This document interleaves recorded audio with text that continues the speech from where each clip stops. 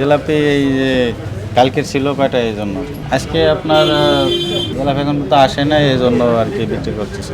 নাকি মেয়াদ উত্তীর্ণ জিলাপি বিক্রি করার কারণে আপনাদের জিলাপির তো আর মেয়াদ বলতে আপনার একদিন জিলাপি থাকে, একদিন খিচকি থাকে আর কি, শক্ত একদিন থাকে, এরপর তো নরম হয়ে যায়। কিন্তু 2-3 দিন এমনি জিলাপি নষ্ট হয় না, একদিন জিলাপি শক্ত থাকে, শক্তটা একদিন থাকে। এটা আজকে হয়েছে আর আজকে এটা ভুল হয়েছে। যে আইনে যেটি বলা হয়েছে, লোকজনের যে রিয়াকশন, ভোক্তাদের যে রিয়াকশন, এটা তো বুঝতে পেরেছেন, কিন্তু তার সাথে আজকে অপরাধটা যোগ হয়েছে। কি অপরাধ? সাথে বাসি জিলাপি বিক্রি, এটি কারণে রিয়াকশনটা আরও বেশি হয়েছে। এগুলো তো আর করতে পারবেন না, একদমই করবেন না, আর করবো না স্যার, আর করবেন না।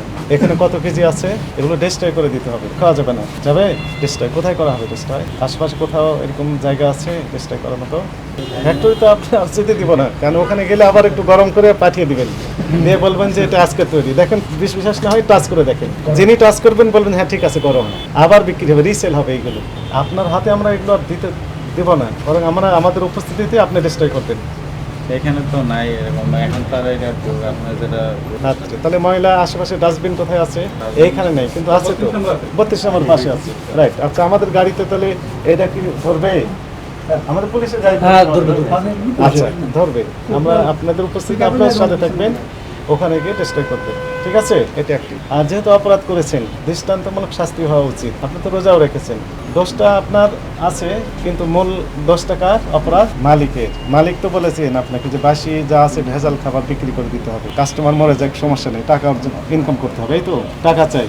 টাকা না, এর রেটটা সারে বাড়াই দিছে না, কিন্তু আজকে আমাদের যেটি ফাইন্ডিং সেটি বলেন, যে অপরাধটা আমরা পেলাম, মালিক তো বলেছে যে বাসিটাও বিক্রি করে দেন, ভেজালটাও বিক্রি করে দেন, পচাও বিক্রি করেন, কোনো সমস্যা নেই, শুধু টাকা চাই। বলে এইভাবে সরাসরিভাবে বলে না, ইনডাইরেক্টলি বলেছেন। কিভাবে বলেছেন? মালিক কিভাবে বলেছেন?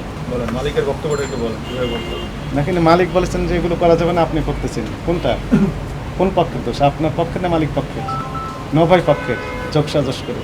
এখন এই যে মেয়াদোত্তীর্ণ যে জিলাপি বিক্রি করছেন, এটা আইনে বলা হচ্ছে যে 50,000 অর্থদণ্ড অথবা 1 বছর কারাদণ্ড অথবা উভয় দণ্ড। আপনি একটা বিখ্যাত ব্র্যান্ড, খেয়াল রাখতে হবে।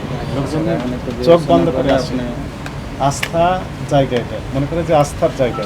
দূর দূরান্ত থেকে ভিআইপি কাস্টমার সব আসে, কারণ সবার পক্ষে তো 500 টাকা কেজি জিলাপি কেনা সম্ভব না। আমি তো যাই না কোনোদিন, আমি তো ভাবছি না যে 500 টাকা কেজি জিলাপি কিনবো। যাদের সামর্থ্য আছে তারা আসছে, কিন্তু তাদের সাথে আপনি কী করছেন?